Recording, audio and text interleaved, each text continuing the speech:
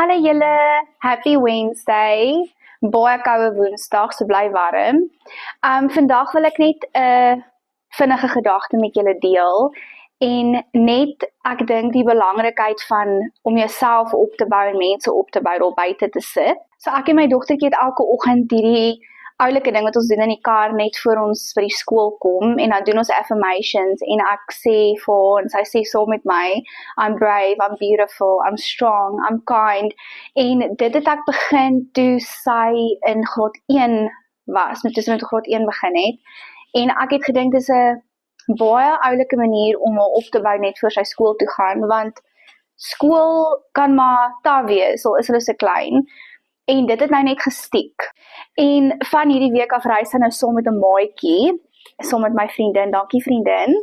En so ek ry nou nie meer saam met haar in die oggend nie en vanoggend toe is ons gou vinnig hier uit en ek vat haar tas en sy is hier agter my en nog voordat ons kon dink om eers ons affirmations te sê want ons was so besig vanoggend, sê sy self uit haar eie uit, I'm brave, I'm beautiful, I'm kind en dit was vir my so special dat sy dit onthou het en dit haar dag maak. Sy kan nie skool toe gaan sonder dat sy nie haar affirmations doen nie. En dis iets wat ek by julle wil los want hoe maklik breek ons onsself af. Sê ons is nie goed genoeg nie. Ek het 'n terrible dag. Maar as jy elke oggend wakker word en jy kyk net vir jouself in die spieël, is dit weird. Say for yourself, I'm brave, I'm strong, I can do this, I'm gonna have a good day. Dan gaan jy net 'n 10 keer beter dag hê as wat jy gewoonlik het. Dit is so belangrik ook as jy net loop random in die mall en jy sien iemand wat mooi lyk of jy sien iemand wat dit lyk asof hy 'n goeie dag het nie. Gaan sê vir hulle, "Hey, ek love jou outfit. Hoorie, jy lyk so cool vandag."